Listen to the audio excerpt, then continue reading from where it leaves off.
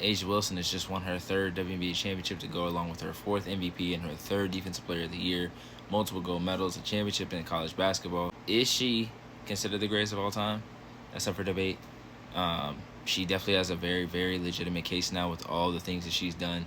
She deserves a ton of credit for being just a phenomenal face of the WNBA on and off the court.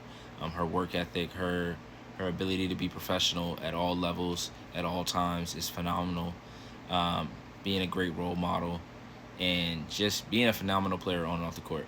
We are genuinely witnessing history and greatness with A'ja Wilson. Just a phenomenal player, phenomenal talent, generational talent. Like, that word gets thrown around a lot, but A'ja Wilson is the epitome of generational talent. Generational. Like, the way that she changed South Carolina, the way that she changed the Las Vegas Aces, she's just phenomenal. Like, in every sense of the word, she's created her own dynasty. She now has 3 championships in 4 years. And she deserves it, man. She earned it. I remember being absolutely sick when they lost to Seattle Storm in the Wubble. And then the Phoenix loss was heartbreaking.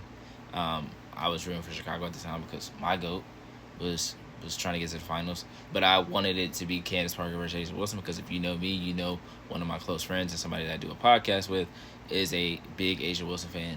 And we talked all year about that being the championship series, and obviously that didn't happen.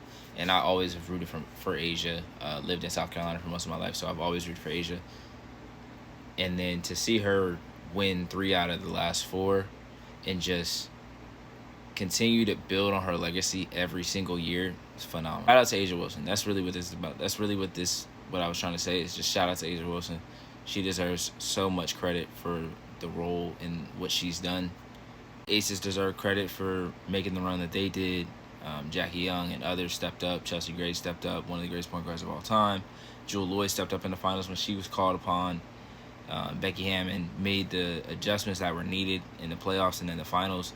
She's been a phenomenal coach since she's got there. She's got 3 championships in 4 years that she's been a head coach, so she deserves a ton of credit as well.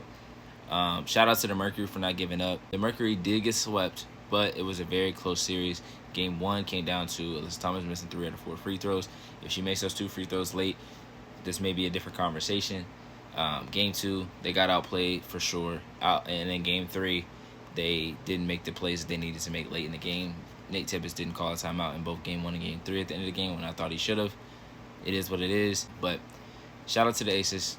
Great season for the Mercury. It's a win of a season for them, regardless of how this series had ended.